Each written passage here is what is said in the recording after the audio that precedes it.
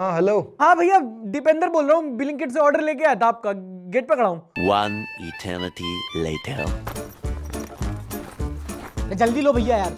अरे भाई इतनी जल्दी क्या है, 10 मिनट की डिलीवरी अब तो बंद हो गई। अरे तो हालत चेंज थोड़ी हुए हैं भैया, अब तो 9 मिनट में करनी पड़ रही। हाँ तो ऐसा क्या हो गया, इतने परेशान क्यों हो? अरे पूछो मत भैया, ये पीली टी शर्ट पहन के सिर्फ राघव चड्डा का फायदा हो रहा भैया। एक तो पेट्रोल इतना महंगा हो रहा, ऊपर से बाहर का पोल्यूशन। भाई कमाई से ज्यादा तो एआई क्यों है। हाँ तो इतनी परेशानी है तो छोड़ दे नौकरी। अरे ऐसे कैसे छोड़ दें भैया नौकरी, ये समाज आवारा कुत्ते को आदमी और बेरोजगार आदमी को कुत्ता समझ रहा आजकल। बात तो सही है। पर ठीक है, आज कुत्ता बाबा के पास जाके सारी मन्नतें मांग लूंगा। हाँ? कुत्ता बाबा के पास जाना है? क्यों, कौन है कुत्ता बाबा? अरे आप कुत्ता बाबा को नहीं जानते? 2 दिन पहले मूर्ति के चक्कर लगा रहे थे, आज पूरा शहर उनके चक्कर लगा रहा। अच्छा, लेकिन तुझे क्यों जाना है? अरे अब कोई दिक्कत ही नहीं है, बीवी का नीट निकल गया ना, सीधी डॉक्टर बनेगी। कॉन्ग्रेचुलेशंस, बीवी ने नीट निकाल लिया। लेकिन कितने नंबर आए तुम्हारी बीवी के? पूरे 40 माइनस के। -40? क्या बोल रहा है बे?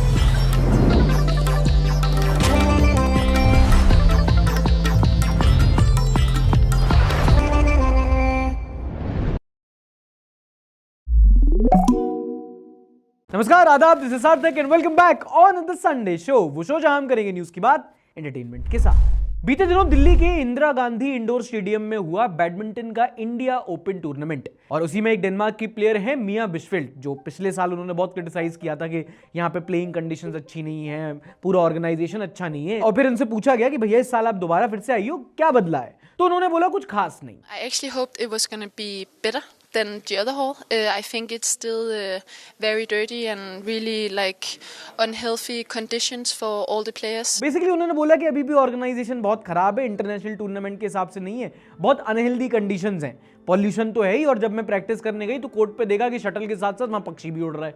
और ये अकेली ऐसी नहीं है, जो वर्ल्ड नंबर 3 प्लेयर है वो पहले ही इस टूर्नामेंट से बैकआउट कर चुके थे कि भाई इतनी पॉल्यूशन में मैं तो नहीं खेल पा रहा। और जब ऑर्गेनाइजर से पूछा गया कि भैया ऐसा क्या हो रहा है, विदेशी प्लेयर आके हमें इतना क्रिटिसाइज क्यों कर रहे हैं, तो बोले कि नहीं ऐसा तो कुछ नहीं है, सब चंगा सी बढ़िया चल रहा है, आप देखो पीछे सब खुश है, हमें तारीफ कर रहे हैं, ये थोड़ी सेंसिटिव है। बाकी सारे खिलाड़ियों ने, प्लेयर्स ने, कोचेस ने जो हमारा जो एफर्ट है उसको अप्रिशिएट किया है। और भाई से माइक हटाई था कि वहां एक मैच के बीचों बीच कबूतर अपनी चिट्ठी टपका गया, वहीं के वहीं फैक्ट चेक हो गया। अब वो और बेइज्जती कर रही है, पोस्ट डाल रही है कि चलो अब सही है, घर जाऊंगी, पता नहीं इंडिया में कैसे होंगे ये सब, ये लोग सुनते भी नहीं है। अब दोस्तों ना, ये बड़ी एक लेयर्ड प्रॉब्लम है, एक तो प्रॉब्लम और दूसरा प्रॉब्लम ना मानने की प्रॉब्लम। भाई आप निवारण पे तो तब बात करोगे ना जब आप समस्या मानोगे। जब हमसे कबूतर नहीं संभल रहे तब हम ओलंपिक होस्ट करेंगे तो तोते उड़ जाएंगे। और देश की बेइज्जती हुई तो क्या हुआ, वेरी फिक्सेबल। अभी मोदी जी विदेश यात्रा करेंगे, कहेंगे चिड़िया से मेरा पुराना नाता है।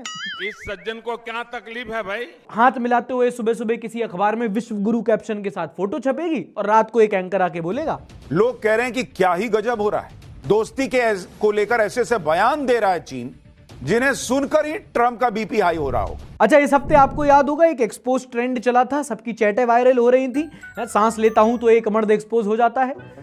इसी बीच बॉक्सर मैरी कॉम ने कहा कि इक्वालिटी दिखाएंगे, फेमिनिज्म लाएंगे, why should boys have all the fun. दरअसल हाल ही में इनके पति ने एक वीडियो में कहा था कि मैरी कॉम जो है, इन्होंने आरोप लगाया है कि मैंने उनकी धोखाधड़ी की है, पैसे खाए। ऐसा नहीं है, मैंने ऐसा कुछ नहीं किया। इनकी तो दरअसल अपने जूनियर बॉक्सर के साथ एक्स्ट्रा मैरिटल अफेयर चल रहे हैं, और मेरे पास व्हाट्सएप चैट्स हैं, स्क्रीनशॉट है, सारे सबूत है। और आरोप लगाया पति ने, सिद्ध इन्होंने खुद कर दिया। इनकी फिर आपकी अदालत की क्लिप वायरल होती है जिसमें बोलती है कि कुछ सपोर्ट नहीं किया, क्या करियर छोड़ा, वैसे ही गली गली में फुटबॉल खेलता था, मेरी कमाई पे पलता था। औरत की कमाई पे कोई मर्द पलता है क्या? कोई काम का नहीं है, 1 रुपया भी नहीं कमाया। Now credit video, Mary Kom अपने टाइम की one of the greatest female boxer रही हैं। इन्होंने बहुत बाउट खेले, बहुत मेडल जीते, पर अपने करियर का सबसे तगड़ा मुक्का इन्होंने फेमिनिस्ट मूवमेंट पे मारा है। क्योंकि ट्रेडिशनली कहा जाता था कि आदमी बाहर काम करेगा, कमाएगा, man is a provider and women is a नर्चरर, वो गृहस्थी संभालेगी। और बहुत टाइम और बहुत स्ट्रगल लगा फेमिनिज्म को इन जेंडर रोल्स को क्वेश्चन करने में, काउंटर करने में, कि नहीं भाई, औरत भी बाहर जाके कमा सकती है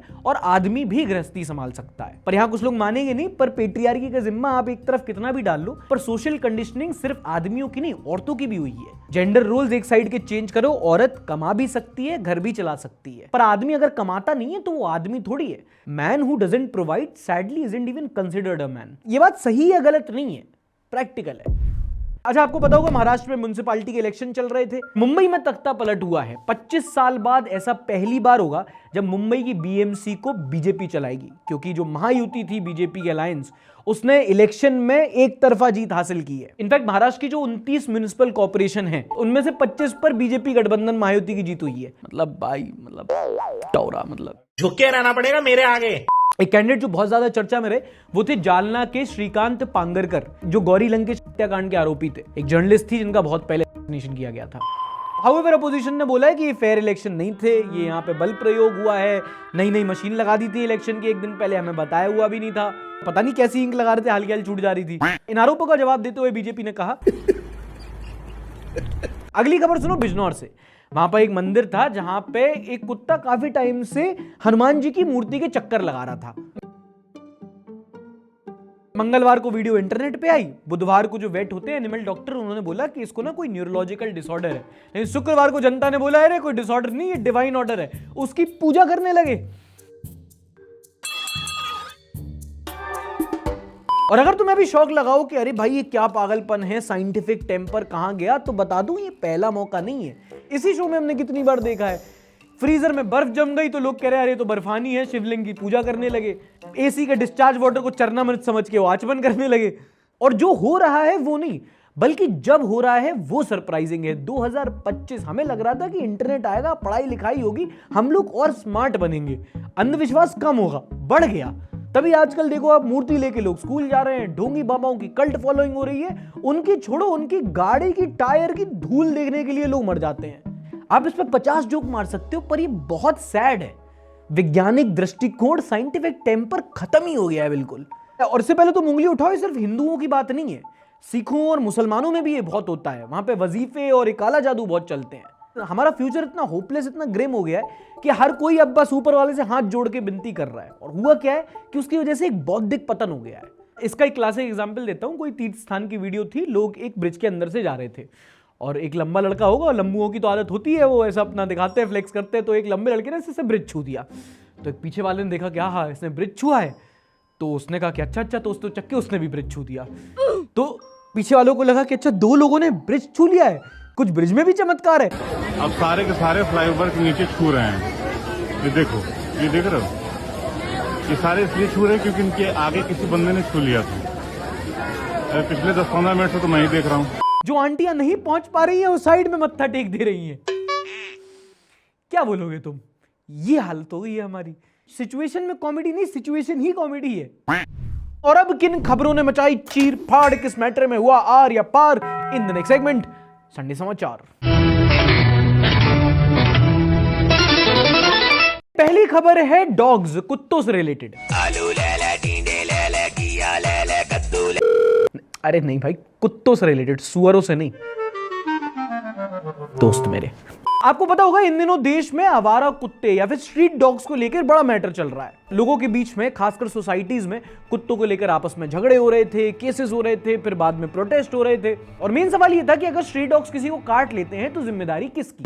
स्ट्रॉन्गेस्ट आर्ग्यूमेंट था उस एरिया के डॉग लवर्स की, क्योंकि आप फीड कर रहे हो, आप पाल रहे हो, उन्होंने काटा, अब आप देखो। तो एरिया के डॉग लवर्स की या फिर जिम्मेदारी स्टेट गवर्नमेंट की? क्योंकि स्टेट की रिस्पॉन्सिबिलिटी होती है एक जगह को सेफ बनाए रखना, वहां पे शेल्टर होम्स चलाना, अगर आवारा कुत्ते हैं तो उनको न्यूटर करना, फॉस्टर करना, वैक्सीनेट करना। एक सुनवाई के दौरान न्यायालय ने भी यही कहा। उन्होंने कहा कि अगर डॉग बाइट्स के चलते अगर कोई इंजरीज या डेथ्स होती हैं तो उनके लिए राज्यों पर भारी जुर्माना लगाया जा सकता है। हाँ, स्टेट्स पर जुर्माना लगाया जा सकता है, कंसिडर हो रहा है ये। और अगर ऐसा हो गया तो अगली बार तुम्हें कोई कुत्ता काटे, पहले अपना जख्म देखो, फिर कुत्ते का आधार कार्ड।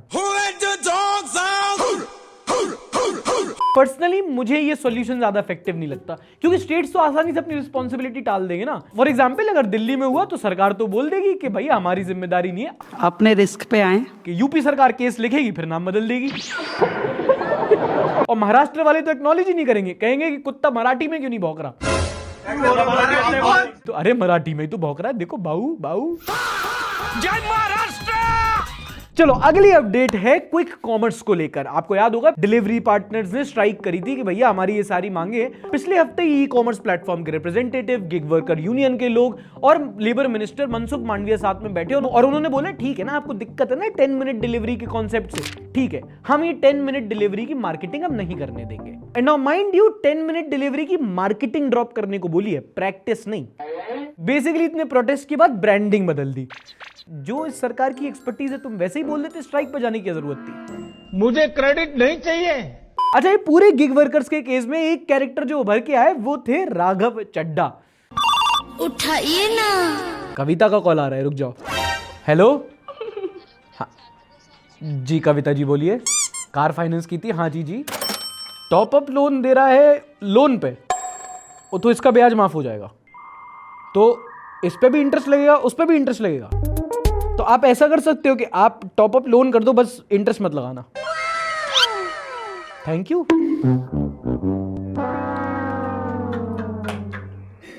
भाई लोन वाली से भी रिजेक्ट हो गया मैं। तो भाई एक कैरेक्टर जिसने इस पूरे मामले को पूरा भुनाया वो थे आम आदमी पार्टी के पॉलिटिशियन राघव चड्ढा। ये पहले ब्लिंकिट पे गए, इन्होंने हैंड वॉश ऑर्डर किया और फिर उससे हाथ धो के दीपेंद्र गोयल के पीछे पड़ गए। वहीं रुक साले में यार। भाई बंदे ने क्या क्या नहीं किया, interview, podcast, reel, protest, movie. 2 दिन और रुकते तो जियो हॉटस्टार पे एक रियलिटी शो आ जाता, gig workers got talent. And although you might say he stressed it a lot, but I think अच्छी बात है। आजकल के देश के हालात हैं कि अगर सही मुद्दे पर राजनीति भी की जाए ना, तो भी कम से कम सही मुद्दे पे तो की। Okay, next news. आपको याद होगा पिछले साल सिंगर जुबीन गर्ग की सिंगापुर में मौत हो गई थी। जुबीन गर्ग खासकर नॉर्थ ईस्ट में एक बहुत बड़े पॉप कल्चर आइकन थे और उनकी मौत पर बहुत ज्यादा कॉन्स्पिरेसी थ्योरी सामने आने लगी कि हो सकता है मौत नहीं हो सकता कुछ फाउल प्ले हो, इसलिए उसमें जांच हुई। और जांच के बाद सिंगापुर पुलिस का एक ऑफिशियल स्टेटमेंट आया है। सिंगापुर पुलिस ने बोला है कि जुबीन ने अल्कोहल कंज्यूम कर रखा था और वो जब पानी में उतरे तो उन्होंने लाइफ जैकेट पहनने से मना कर दिया था और शायद वही उनकी मौत का कारण भी बनी। बहुत सीरियस न्यूज हो गई ना। चलो थोड़ा लाइट करते हैं, बात करते हैं दुनिया खत्म होने की।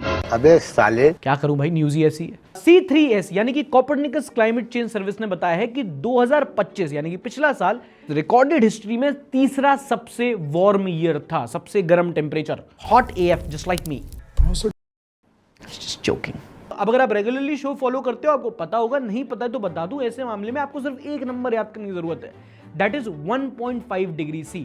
कई सारे ऐसे क्लाइमेट कॉन्फ्रेंसेस हुए हैं, रिसर्च स्टडीज, उन्होंने बताया कि प्री इंडस्ट्रियल लेवल्स यानी कि 1900 से पहले जो टेम्परेचर था, हमें उस टाइम से सिर्फ 1.5 डिग्री तक ही टेम्परेचर बढ़ने देना है, उसके आगे हमें रोकना पड़ेगा। अगर 1.5 डिग्री से ज्यादा टेम्परेचर बढ़ता गया तो कंपाउंडिंग इफेक्ट होगा और क्लाइमेट कैटास्ट्रोफी आ जाएगी। 2040 तक उन्होंने बोला था और ये तो अब पक्का है कि 2030 के पहले ही 1.5 डिग्री बढ़ जाएगा, क्योंकि प्लेन्स हो, समुद्र हो, पहाड़ हो, हर जगह टेम्परेचर बढ़ रहा है। और रीजन वही है, carbon emission, greenhouse gas, El Nino और तुम, मतलब हम भी इंसान।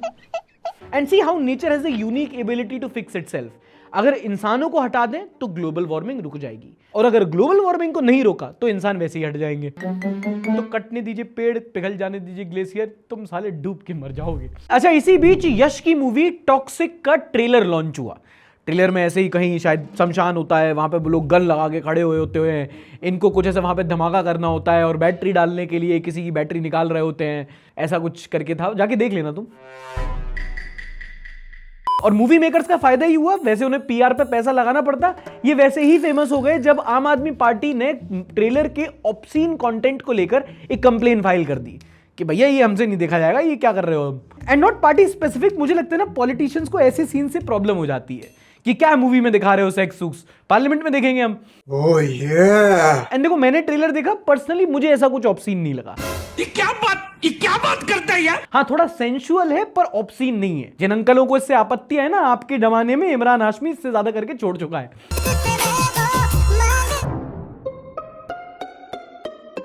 But now you can ask why are we talking about a random movie का trailer which is not even released yet? दरअसल इसी हफ्ते दिल्ली की एक खबर छपी है जो बताती है कि पिछले 10 सालों में दिल्ली में जो थिएटर में देखने लोग जाते हैं मूवीज, उनकी तादाद में 83% की कमी आई है।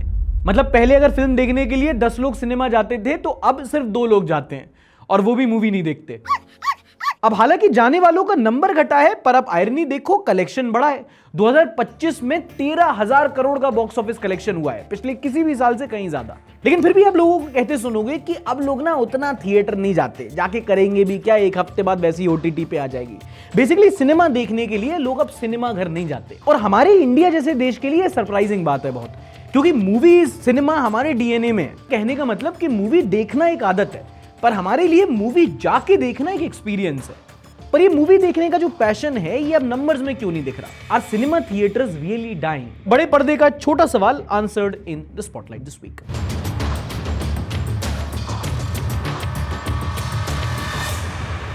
चलो टॉपिक पे थोड़ी देर में आते हैं। पहले आपको बता दूं कि इंडिया जैसे देश में, जहां इतनी ज्यादा डाइवर्सिटी है, इतनी ज्यादा भाषाएं बोली जाती हैं, इतनी ज्यादा इंडस्ट्रीज हैं, उसमें कौन सी इंडस्ट्री कितना मार्केट को डोमिनेट करती है? जितनी भी मूवीज लगती हैं, चलती हैं, उसमें 41% शेयर हिंदी फिल्म इंडस्ट्री का है। उसके बाद जिसका नंबर आता है वो है तेलुगु सिनेमा, फिर आती हैं तमिल मूवीज, फिर इंटरनेशनल कोई अवतार या फिर F1 टाइप मूवी लग गई वो, उसके बाद मलयालम, कन्नड़ा, फिर Marathi, Gujarati and so on. तो क्या लोगों ने मूवी देखने के लिए थिएटर में जाना कम कर दिया है?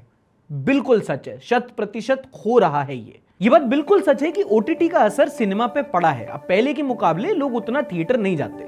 ये वाला ग्राफ देखो आप, 2016, 17, 18, 19 तक सिनेमा जाने वाले लोगों की तादाद बढ़ रही थी, बट फिर आता है पेंडेमिक का टाइम, और फिर अगले 2 सालों तक हर इंडस्ट्री की तरह फिल्म इंडस्ट्री भी एक स्लंप लेती है। सब घर में बंद थे, टाइम और इंटरनेट की कोई कमी नहीं थी, और तभी होता है OTT का राइज। और उसके बाद से जो सिनेमा का डाउनफॉल हुआ है 2019 प्री पेंडेमिक लेवल पे अभी तक वापस नहीं आ पाया है। पर पता है OTT, नेटफ्लिक्स, प्राइम, ये बहुत ऑब्वियस है। सिनेमा के डाउनफॉल के और भी कई सारे फैक्टर्स हैं, एक एक करके डिस्कस करते हैं। एक तो है the concept of single screen theatres versus multiplexes. Single screen अब बहुत कम हो गए हैं। पहले हुआ करता था कि आपके शहर में 1-2 सिनेमा हुआ करते थे, वहां एक बार में एक ही पिक्चर लगा करती थी। लेकिन अब जमाना है मल्टीप्लेक्सेस का। मॉल के टॉप फ्लोर पे PVR इनॉक्स खुला हुआ है, एक ही जगह पे 4-5 स्क्रीन है जिसमें अलग अलग मूवीज लगी हैं। ये सिंगल स्क्रीन ना सस्ता सौदा था, पर मल्टीप्लेक्सेस के आने के बाद जो मूवी देखने का एक्सपीरियंस है वो महंगा हो गया। तो ये ग्राफ देखो, एवरेज टिकट प्राइस कैसे साल दर साल धीरे धीरे बढ़ा ही है। 2025 में एवरेज टिकट प्राइस 161 रुपए का था। आप में से कई लोगों को लगेगा कि क्या बात कर रहे हो, 161 रुपए का मूवी टिकट, इतनी सस्ती मूवी। और अगर आप ऐसा सोच रहे हो तो मोस्ट प्रोबेबली आप northern part of the country में रहते हो, क्योंकि अगर आप कंपेयर करोगे तो हिंदी की कंपैरिजन में जो साउथ इंडियन लैंग्वेजेस की मूवी हैं उनके टिकट बहुत सस्ते होते हैं। पर ये एवरेज टिकट प्राइसेस हैं, मतलब यहाँ पे Tier 3 गांव देहात के भी इंक्लूडेड है। पर अगर आप शहरों में जाओगे तो पता चलेगा कि भाई मल्टीप्लेक्सेस में बहुत महंगा हो गया है। ये महंगे टिकट्स, महंगे स्नैक्स।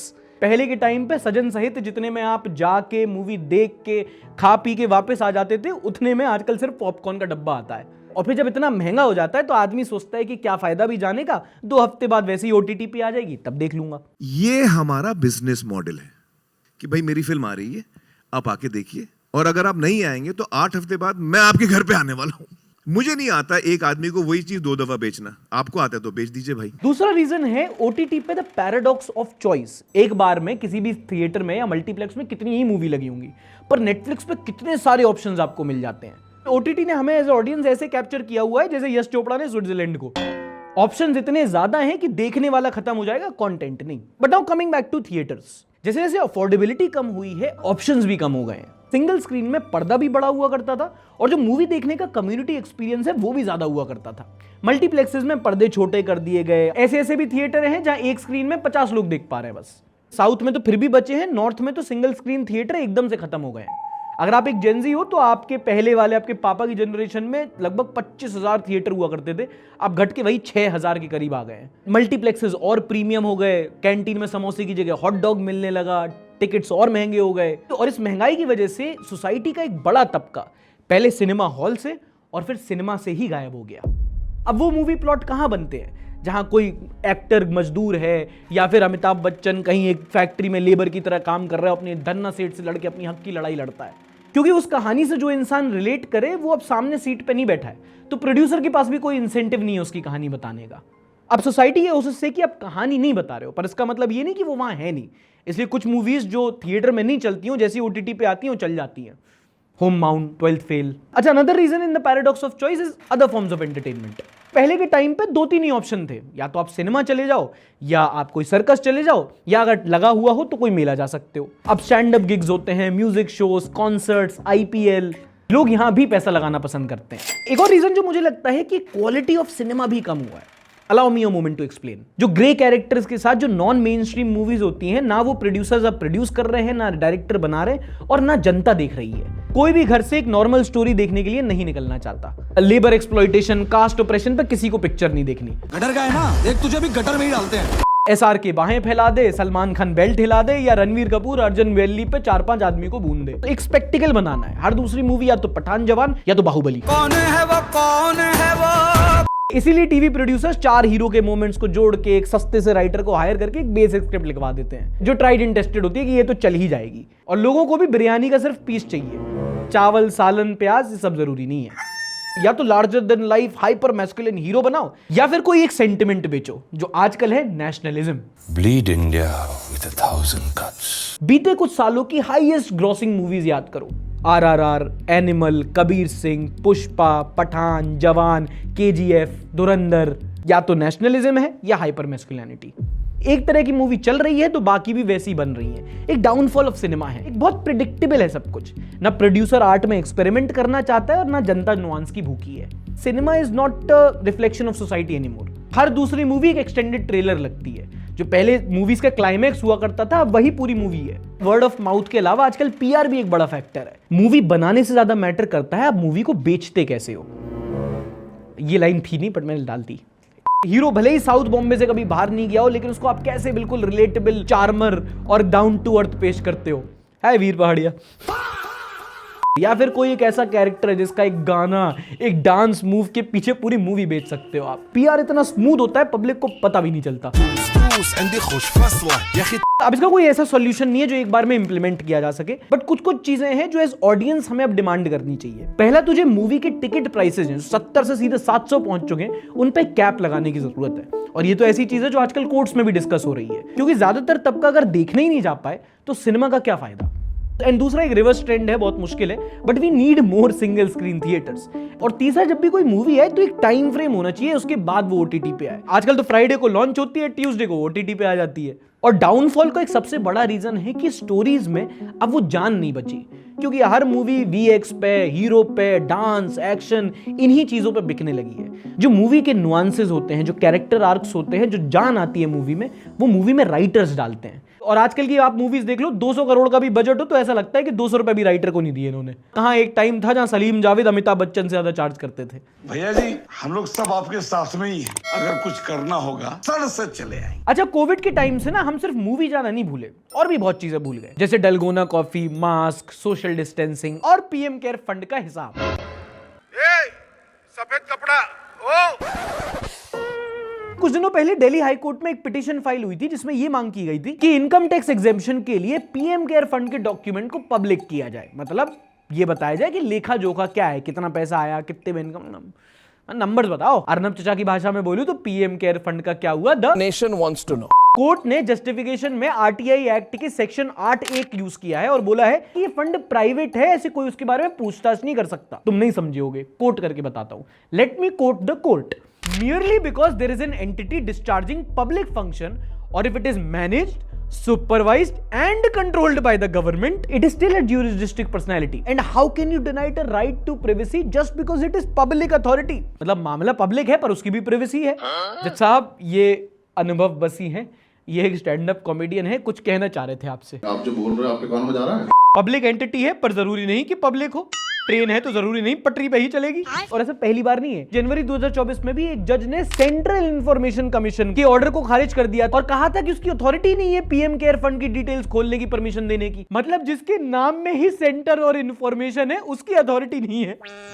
इसके पहले भी कई बार 2020 से चला रहा है, जब किसी ने RTI फाइल की थी तब बोल दिया था भैया ऐसे कैसे, उसमें प्राइवेट कंपनीज का भी डोनेशन तो आया था, उसकी डिटेल्स कैसे दे दें। मतलब पब्लिक का फंड जो पब्लिक से बनाया उसका डिटेल ना RTI से दे सकते, ना कोर्ट से ले सकते, ना इंफॉर्मेशन कमीशन से ले सकते। साला PM केयर फंड की डिटेल नहीं, शीला की जवानी हो गई, किसी की हाथ ही नहीं आ रही। मेरा फेवरेट जोक है स्क्रिप्ट का ही है, लाइक कर देना। चलो वेल्थ से चलते हैं अब हेल्थ पर। पिछले साल अगस्त में नीट PG के रिजल्ट आए। नीट PG तो तुम्हें पता है ना, वो डॉक्टर बनते हैं उससे। पता नहीं। MBBS डॉक्टर का एग्जाम होता है, उससे बड़ा डॉक्टर बनते हैं। अक्सर एग्जाम डिले हो जाता है, कभी रिजल्ट्स भी डिले हो जाते हैं और प्रोटेस्ट करने वाले डॉक्टर्स भी कूट दिए जाते हैं। खैर इन दोनों नीट पीजी के रिजल्ट के बेसिस पे मेडिकल कॉलेजेस में काउंसलिंग हो रही है और सरकार ने आदेश दिया है कि जिन कैंडिडेट्स के पास आरक्षण है उनका मिनिमम परसेंटाइल घटा करके 0 कर दिया जाए।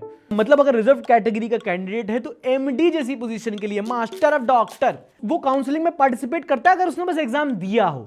कट ऑफ पता कितना है? -40 नहीं, -40। अब क्योंकि मैटर ही हेल्थ केयर का है तो मेडिकल बॉडीज ने भी आपत्ति जताई है कि भैया यहाँ तो डॉक्टर साहब बनेंगे ना, मतलब जो दवाई दे देंगे, सुई गप के खून निकाल देंगे, उनको तो यार कुछ तो बेसिक क्वालिफिकेशन होनी चाहिए। माइनस नंबर का क्राइटेरिया रखोगे मेरा बीपी प्लस हो जाएगा भाई। इसके एमबीबीएस करने के बाद नीट पीजी में -40 आ रखे हो, उसको जेल होनी चाहिए। अगर मैं नीट पीजी एग्जाम के अंदर पत्थर रख दूं, पत्थर, उस पत्थर के भी इससे ज्यादा नंबर आ जाएंगे क्योंकि इसके 0 होंगे, इसके -40 हैं। Now time for the positive news of this week. मजा आने वाला है तुम लोग को। मैंने रिसेंटली एक वीडियो बनाई थी exposing the anti feminist playbook, जिसमें बेसिकली बताया था कि कैसे फेमिनिज्म के नाम पे कुछ लोग आजकल सोशल मीडिया पे जेंडर वॉर खेल रहे हैं। कुछ क्रिएटर्स जो हर चीज को पेट्रियार्की बता रहे हैं और उनसे कोई थोड़ा सा भी डिसएग्री करे तो उसको मिसोजिनिस्ट रेपिस्ट बोल रहे हैं। आपने अगर अभी तक नहीं देखी है तो आई सजेस्ट कि एक बार वो जाके वीडियो देख लो, क्योंकि ये उसके रिस्पॉन्स का रिस्पॉन्स है। और अगर इस चीज से मतलब नहीं है, सब बसड़ में नहीं घुसना, तो कोई दिक्कत नहीं, इस टाइम तक स्किप करो, अपनी न्यूज एंजॉय करो। एक क्रिएटर कपल है विभूति एंड विपिन। मेरे आर्ग्यूमेंट्स को काउंटर करते हुए उन्होंने यूट्यूब पे एक वीडियो डाली। अच्छी वीडियो थी, काफी ज्यादा पॉजिटिव कमेंट्स आए, अप्रिशिएट हुए, नेगेटिव कमेंट डिलीट हो गए। दोस्तों मैंने आपकी वीडियो देखी, कुछ मैंने उसमें से पार्ट निकाल के रखे हुए, उसी का रिस्पॉन्स देता हूं। लाओ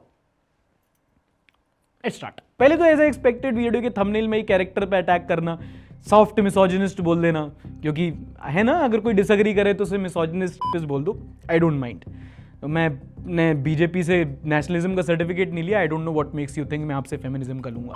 साथा का यूट्यूब चैनल काफी पॉपुलर है और उनके कुछ 15 लाख से ज्यादा सब्सक्राइबर्स हैं, इसलिए ऐसा कहना गलत नहीं होगा कि उनकी बातों का देश के युवा पर काफी असर होता होगा। नहीं दोस्तों, आई डिसएग्री। अगर ओपिनियन का असर होता तो बोलने पे लाइक तो करते कम से कम ये मेरी video.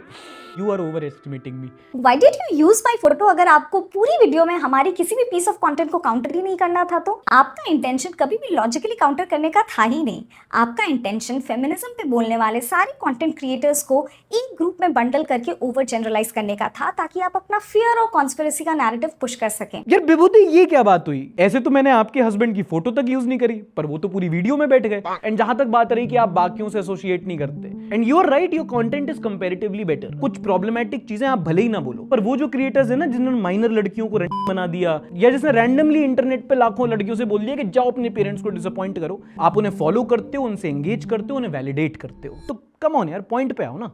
It was as if you were saying that all feminist content creators are bad. Pseudo feminist. Let me tell you the difference. Pseudo feminist, जिनका idea of feminism is not equality, it is आदमी को दो गाली, औरत से बटोरो ताली। Carry on. ये लोग पेट्रियार्की को ऐसे बताते हैं जैसे कुछ आदमी है जिन्होंने ऐसे बंद कमरे में डिवाइस किया, फिर जनरेशन टू जनरेशन पास किया, और आज भी बाप अपने बेटे से बोलता है कि सुनो ये टेक्निक है जिससे तुम्हारी माँ को कंट्रोल किया। ध्यान दीजिएगा, पेट्रियार्की को कितना मजाकिया तरीके से बता दिया गया है। ओके, हाउ इज दैट मजाकिया ढंग? You found this funny? अगर आपको ये मजाकिया लगा तो आपके आर्गुमेंट का नहीं पता, पर ब्रदर आपका सेंस ऑफ ह्यूमर तो बहुत खराब है। दिविजा की कॉलेज डिग्री का भी मजाक उड़ाया। And Divija with due respect, आपने एमिटी से साइकोलॉजी की है, शायद आपको चमकेगा। यार इतना सीरियस क्यों होना है? एमिटी का सबसे ज्यादा मजाक पता कौन लोग उड़ाते हैं? एमिटी वाले खुद। बैठो मेरे साथ कभी, और अगर आपको एमिटी के लिए दुख हो रहा है तो गलगोटिया वालों को सुन के तो रो दोगे आप। और मैं तो आईपीयू का हूं, 4 जोक लिख दो। चाइल्ड मैरिज, सती प्रथा, अनटचेबिलिटी, ये सब एक टाइम पे हमारे कल्चर का पार्ट थे। इन्हें क्वेश्चन करना, क्रिटिसाइज करना कल्चर को तोड़ना नहीं बल्कि कल्चर को बेहतर बनाना था। एंड बाय द वे, ये सब बोलते हुए I hope you understand that I am not targeting your identity but your individual stupidity. This was funny, this was genuinely funny. अगर आपको ये क्लेम करना है कि इंडिया में फेमिनिज्म रूइन हो चुका है, तो बताओ ना कि Indian feminist discourse and Indian LGBTQ discourse ये कहां एक दूसरे को नुकसान कर रहे हैं? जब आप रिफॉर्म को रिवेंज में पैक करके बेचते हो, जब गलत को गलत से काउंटर किया जाता है, जो डिजिटल टपोरी होते हैं ना, जो लड़कियों के कमेंट सेक्शन में आर वर्ड लिख देते हैं, घटिया 2 कौड़ी के लोग होते हैं वो। पर उससे ज्यादा बदतर पता कौन है? जो उसको काउंटर करने के लिए माइनर बच्चियों से बोले कि अपने बायो में लिख दो उसको। उनको लगा उन्होंने रेवोल्यूशन चालू कर दिया। उन बच्चियों के माँ बाप पे, फैमिली पे क्या बीती होगी। खैर, लेकिन ये सही है, और जो इसके खिलाफ आवाज उठाए वो सॉफ्ट मिसोजिनिस्ट है। सेंस ऑफ ह्यूमर नहीं, कॉमन सेंस तो होगा। चलो इनको थोड़ा और अनकंफर्टेबल फील कराते हैं, इनका ये भ्रम तोड़ के कि biologically men are superior to women. दोस्तों आपने ना कन्वीनियंटली चेरी पिक किया और कॉन्टेक्स्ट मिस कर दिया। जब मैंने बोला male body is biologically superior, मैं फिजिकल स्पोर्ट्स के कॉन्टेक्स्ट में बात कर रहा था। आप कॉन्टेक्स्ट हटा दो, मैं बिल्कुल विलन हूं, पर मैं अभी भी बोलूंगा कि मेन और वुमेन सोसाइटी में इक्वल हो सकते हैं, स्पोर्ट्स में सेम नहीं होते। अगर सेम होते तो इंडियन क्रिकेट टीम की ओपनिंग रोहित शर्मा के साथ हरमनप्रीत कौर कर रही होती, first down Virat Kohli, second down Smriti Mandhana, लेकिन दोनों की अलग अलग टीम है ना। पर अगर आप फिर भी बोलो who is superior, I take a side, women. एक औरत एक नई जान को जन्म दे सकती है भाई, हम लोगों की क्या औकात उसके सामने, उससे सुपीरियर कुछ नहीं होता। But having said that, thank you for the video. And दोस्तों मैंने इसको पॉजिटिव सेक्शन में इसलिए रखा क्योंकि इनके आर्ग्यूमेंट से भले ही मैं डिसएग्री करूं, पर मैं बिल्कुल अप्रिशिएट करना चाहूंगा, इन्होंने अपने आर्ग्यूमेंट्स को बहुत सहज तरीके से रखा, बहुत रिस्पेक्टफुली रखा। एंड आजकल ये बहुत रेयर है, कोई कुछ बोलता है उसके रिप्लाई में कोई कुछ बोलता है, बहुत छीछा लेदर हो जाती है, लोग रिस्पेक्टफुली काउंटर करना भूल जाते हैं, जो इन्होंने किया। तो thank you guys for making this video. And आपके कुछ आर्ग्यूमेंट सच में अच्छे हैं, मैं सीखना चाहूंगा उनसे। एंड आपको कॉमेंट डिलीट करने की जरूरत नहीं है, क्योंकि मेरी ऑडियंस अगर आपसे डिसएग्री भी करेगी ना, तो ये ऐसे लोग हैं ना आपको कैरेक्टर असैसिनेट करेंगे, ना आपको कैंसिल करेंगे। एंड विपिन भाई just for disagreeing with you, ना आपकी ऑकवर्ड अम्मा की तरह ये आपको एक पोटेंशियल ग्रेपिस्ट बोल देंगे। इनफैक्ट अगर आपका पॉइंट अच्छा हुआ, आप ही की साइड लेंगे। And at the end of the video you right, I am an opportunist and let me take this opportunity to recommend this counter video. इन लोगों ने मेहनत की है, अपने चैनल पे अपलोड की है, जाओ देखो। मेरी करो ना करो, इनकी वीडियो जरूर लाइक कर देना। नहीं ढूंढ पाओ तो वीडियो का लिंक डिस्क्रिप्शन में मिल जाएगा। And now time for the next news. अच्छा, बीते दिनों जर्मन चांसलर फ्रेडरिच मर्ज अपने पहले भारत दौरे पर थे। प्रधानमंत्री उनको उत्तरायण के टाइम पे अहमदाबाद ले गए, दोनों ने साथ में पतंगे उड़ाई। और इसके अलावा जो मेन काम है कि भैया साइन क्या हुआ, डील क्या हुई। तो पहले तो इंडियंस को जर्मनी में वीजा फ्री ट्रांजिट दे दिया है। ना वीजा फ्री एंट्री नहीं है, वीजा फ्री ट्रांजिट है। मतलब कहीं जाना है तो जर्मनी में ले ओवर कर सकते हो। विश्व गुरु की छोटी छोटी जीत।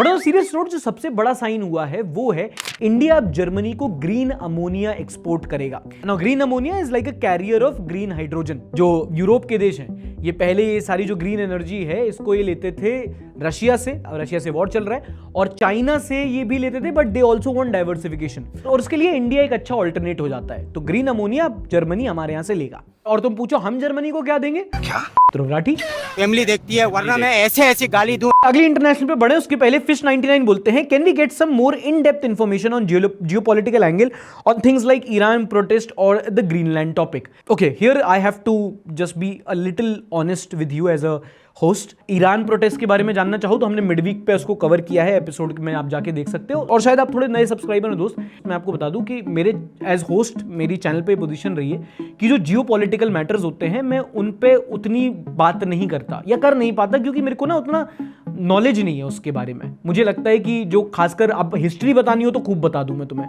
बट जो रीसेंट डेवलपमेंट हो रहे होते हैं वो बहुत नुआंस्ड होते हैं। हाँ, जियोपॉलिटिकल कुछ चल रहा है उस पर खटाक खटाक ऐसे वीडियो बनाओ तो व्यूज बहुत मिल जाते हैं, पर उन वीडियोस को आप जाके देखोगे ना बहुत सरफेस लेवल इंफॉर्मेशन होती है वो। तो जब तक मुझे वो नुआंस समझ में नहीं आता मैं सेटिस्फाई नहीं हो पाता, इसीलिए मैं इन चीजों पे कम बात करता हूँ। एक और बवाल हुआ ऑस्ट्रेलिया को लेकर। आजकल बहुत सारे इंडियन स्टूडेंट्स हैं जो कनाडा और यूके के बाद अब ऑस्ट्रेलिया में अपनी हायर एजुकेशन करने जाते हैं। ऑस्ट्रेलिया में जितने भी फॉरेन स्टूडेंट्स हैं उनमें से ज्यादातर तबका भारतीय स्टूडेंट्स का है। लेकिन हाल ही में ऑस्ट्रेलिया ने भूटान, नेपाल समेत इंडिया को हाई रिस्क कैटेगरी कंट्री में डाल दिया है, क्योंकि हमारे यहाँ बहुत सारे ऐसे एजेंट्स थे, ऐसा एक नेटवर्क बना हुआ था माफिया जो बच्चों को फेक डिग्री दे रहा था। और ये फेक डिग्री के दम पे ये जाके ऑस्ट्रेलिया के कॉलेजेस में अप्लाई कर रहे थे। वहां जाके उन्हें समझ में आया कि नहीं यार, इंडियन स्टूडेंट्स की तो रेपुटेशन अच्छी है, इंडिया से तो अच्छा इंटेलेक्ट बेस आता है, अचानक से सारे गडफर क्यों आने लगे। फिर उन्होंने जब जांच बिठाई तो पता चला कि फेक डिग्री बना के लोग यहाँ से आ रहे हैं और स्कैम हो रहा है। इसको लेकर ऑस्ट्रेलिया में बड़ा बवाल चढ़ा हुआ है। और इंटरनेशनल सेगमेंट कैसे खत्म हो सकता है बिना इन भाई साहब की बात किए। ये काफी टाइम से दो चीजों के पीछे पड़े हुए थे, एक वेनेजुएला का तेल और एक नोबेल पीस प्राइज। और किस्मत देखो बंदे की, दोनों एक ही जगह से मिल गया।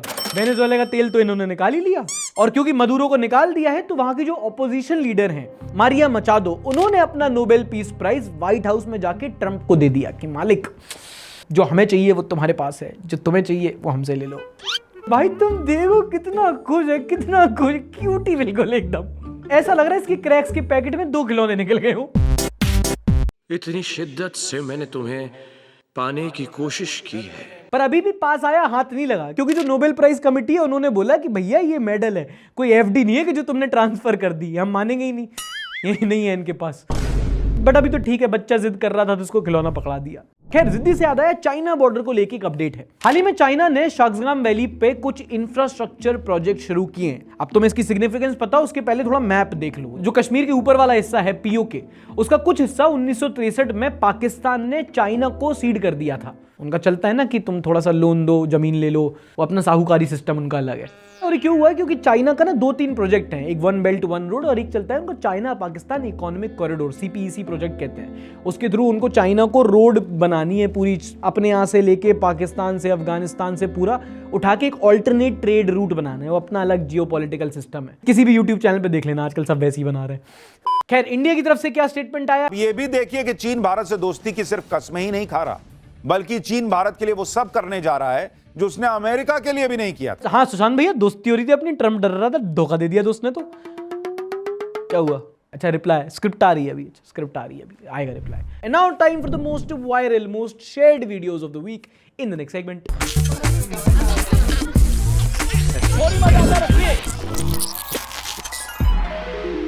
मुंबई से ये वाली वीडियो बहुत वायरल हुई। गेटवे ऑफ इंडिया के पास एक विदेशी ऐसी वीडियो शूट कर रहा था। एक आदमी यहां से आता है, समुद्र देखता है, कचरा फेंक देता है उसमें आके। शाबाश भाई, स्माइल देखो, के स्माइल को देख के वो याद आ गया मुझे। वो कौन था वो ऐसे? वो क्या था? वरुण धवन। जो भी मेरे इस वीडियो को लाइक, कमेंट और शेयर नहीं करेगा वो 7 जन्म सिंगल ही मरेगा। If we bring him and his entire family to the West, he will become just like us and won't make our country more like his. Just because they moved, it doesn't mean they embrace new culture. Primitive people from primitive cultures. Education नहीं, culture खराब है।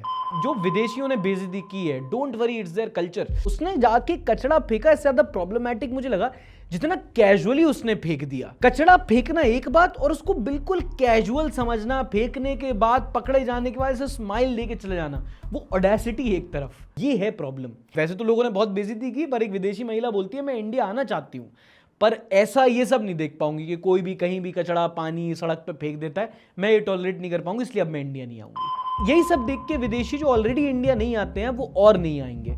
In this sense ऐसे लोग हमारी ecology नहीं, हमारी economy भी खराब कर रहे हैं। एंड आप नोटिस करोगे दोस्तों, मैं रिसेंटली सिविक सेंस पे बहुत बात करने लगा हूं, क्योंकि प्रॉब्लम ही इतनी बड़ी हो गई है। 7 दिन के अंदर 14 वीडियोस आ जाती हैं ऐसी। कहीं कोई समुद्र में कचरा फेंक दे रहा है, कहीं कोई नदी गंदी कर दे रहा है, और यहाँ वहां गंदगी फैलाना तो मैं गिन भी नहीं रहा। पहाड़ों पे एक जगह है सिसु, लोग वहां पे छुट्टियां मनाने जाते हैं, वहां से ये वाली वीडियो देखो।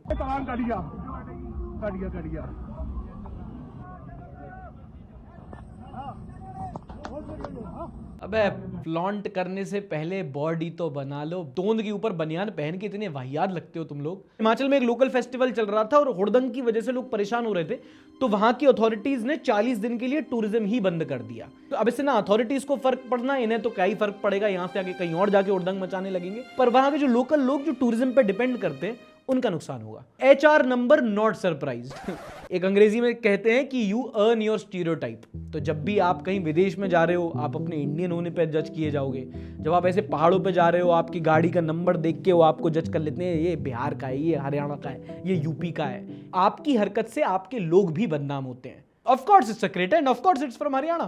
HR गाड़ी नंबर मतलब बदमाशादा छित्तर, पुलिस भी लाइक बदमौसी नहीं मित्तर। वो तो गनीमत से क्रेटा निकली, थार होती तो और बदनामी होती। ऐसे थार होती तो रॉन्ग साइड पे भी होती। ये ऐसी टोर है कि साला कोई कुछ नहीं बोलता, कोई कुछ नहीं करता, महिंद्रा थार बैठ के ये वाली चीज आ जाती है आपके अंदर। In Japan and China, if someone behaves like this in public, the government will issue a notice to the person. She will be kicked out from the job and society will not get a bank or monetary profits and also would be declared an outcast. मतलब समाज निकाला।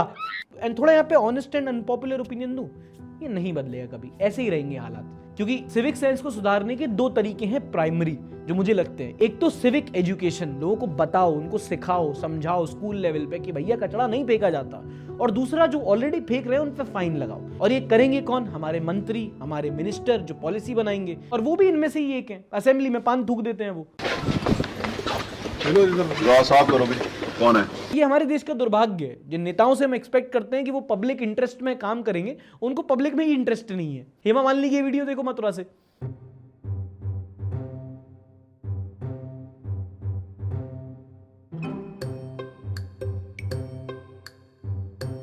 जब चुनाव का time आता है तो खेतों में हेलीकॉप्टर उतार के फुल फोटोशूट कर लेती हैं। और रिसेंटली उनकी वायरल वीडियो देखो, किसी फंक्शन में गेस्ट ऑफ ऑनर मेडल वेडल देने के लिए होती थी, ऐसे ट्रीट कर रही थी लोगों को जैसे उन्होंने मेडल जीत के कोई पाप कर दिया हो। लोग कहते हैं ना क्लासिस्ट मेंटालिटी यही होती है, चुनाव आएगा तो इन्हीं के सामने हाथ जोड़ के वोट मांगेंगे। थोड़ी हम्बलनेस क्वीन एलिजाबेथ से सीख लो हेमा मालिनी जी, आप इतनी बड़ी सेलिब्रिटी नहीं बनी कभी। ठीक है, अंदर से जो सोच रही हो उनके सामने कम से कम थोड़ी एक्टिंग ही कर लो, या वो सिर्फ केंट के ऐड में करोगे। She look sad, people are not letting her space and time to heal. हाँ, लोगों ने जबरदस्ती खींच के मंच पे बिठाया उनको नहीं। She should not come back to public functions when she is not in the mood to interact. It's very demoralizing to the recipients. Demoralizing, dehumanizing. Hema Malini is next Jaya Bachchan. Seriously नहीं, आई वुड डिसएग्री भाई। जया बच्चन की अगर आप videos देखोगे ना, कोई इंसान आके जबरदस्ती सेल्फी खींच रहा है, कोई पेपरआजी बदतमीजी कर रहा है तो उनको जरूर झाड़ देती है वो, लेकिन किसी फंक्शन में किसी एक छोटे बच्चे को डिस्करेज नहीं किया ऐसे। अच्छा, मथुरा से ही एक और वीडियो वायरल हुई। यहाँ पर एक व्यक्ति को सांप ने काट लिया तो जिला अस्पताल गया। वहां पर डॉक्टर बोले, कह रहे तो बड़ी दिक्कत बात है, क्या आपको याद है कि आपको जिस सांप ने काटा था कब काटा था, कैसा दिखता था? अगर आपको थोड़ा याद हो तो हम थोड़ा जहर पता कर पाएंगे, जल्दी ट्रीटमेंट हो जाएगा। वो कह रहा है रुको, ये रहा सांप कहाँ है, दिखाओ। इसने खा लिया है आपको? अपना तो आतंक ही खत्म हो गया यार। डीजे स्नेक, इंसान से ज्यादा सांप डरा लग रहा कि है, मुझे लग रहा था काट के बच जाऊंगा, यहाँ तो फंस गया मैं। माफ कर दो मालिक, अगली बार से काटूंगा छोड़ो, किसी को चाटूंगा तक नहीं। भाई तो छोटी सी गलती कर दो, लोग कमेंट में बिल्कुल चढ़ जाते हैं। पिछले हफ्ते मैंने ऐसे ही वो किसको टाइफॉइड को पीलिया बोल दिया, लोग उस पर चढ़ गए कि अरे पीलिया टाइफॉइड थोड़ी होता है, जॉन्डिस होता है, जॉन्डिस होता है।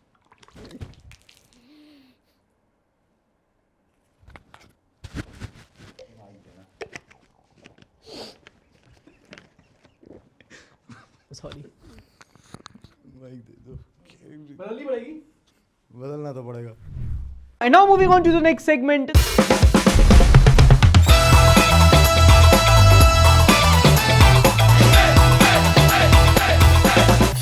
पहली खबर है बिहार से। बिहार बहुत टाइम बाद आइला। जिया जिया हो बिहार के लाला। अभी न्यूज बिहार में छपी है, बट मुझे लगता है ओवरऑल पूरे देश में नया स्कैम चल रहा है। इसको कहा जाता है ऑल इंडिया प्रेग्नेंट सर्विस।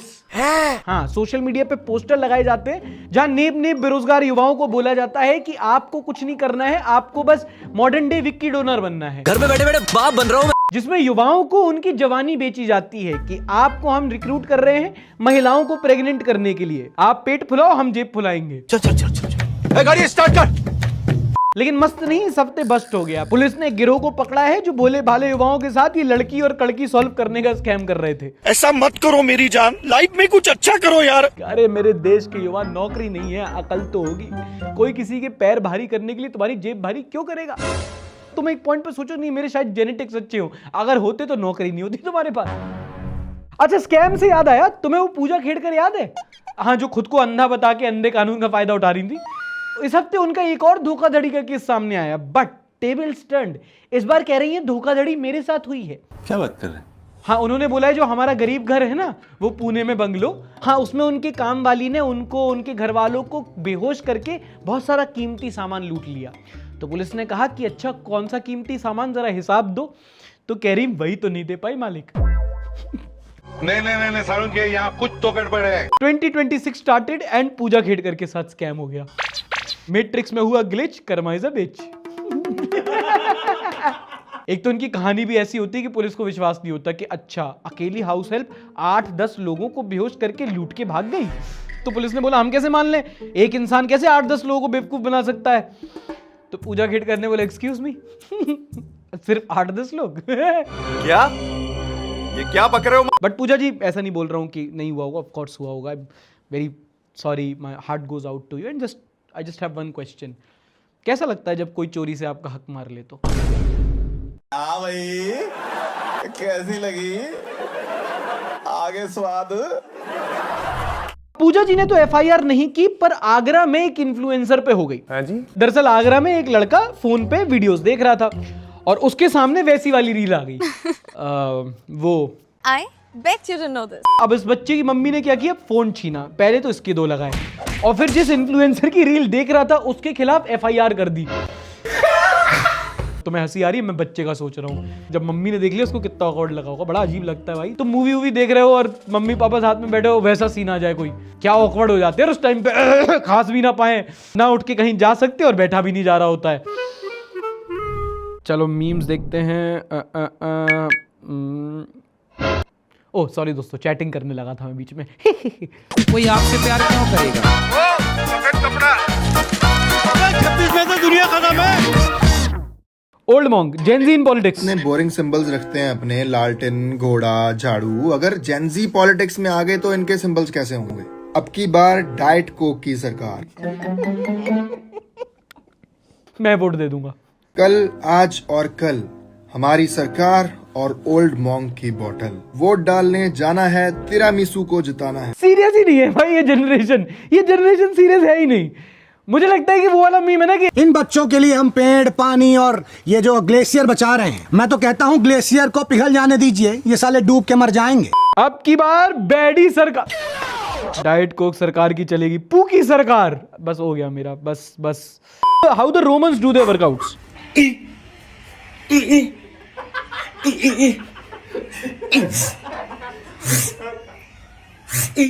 अरे यार, can we get X please? X तो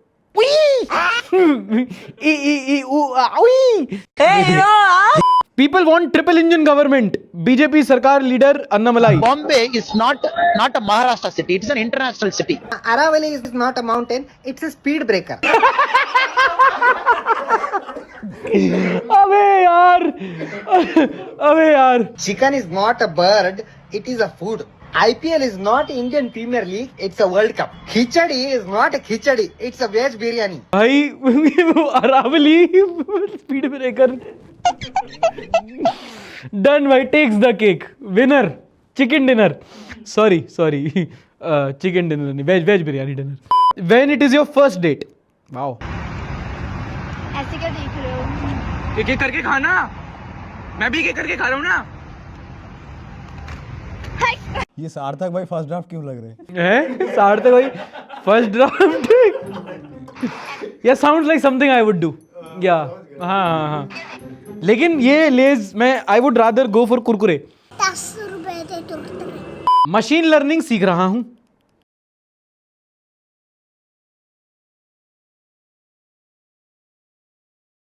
अरे अम्मा को बुलाने को AI नहीं कहते हैं यार, सिलाई। सीखो ऐप से सीख रहे हो ना? इस लॉजिक से तो सिलाई कढ़ाई भी वेब डेवलपमेंट हुआ। बात तो सही है। मैं आपसे पूछना चाहता हूं, सबसे पहले जब आप जियो का फोन इस्तेमाल करते हो और वीडियो बना के अपने दोस्त को भेजते हो, इंस्टाग्राम की रील बनाते हो, तो पैसा किसके जेब में जाता है? अगर स्पॉन्सर्ड है तो मेरी जेब में।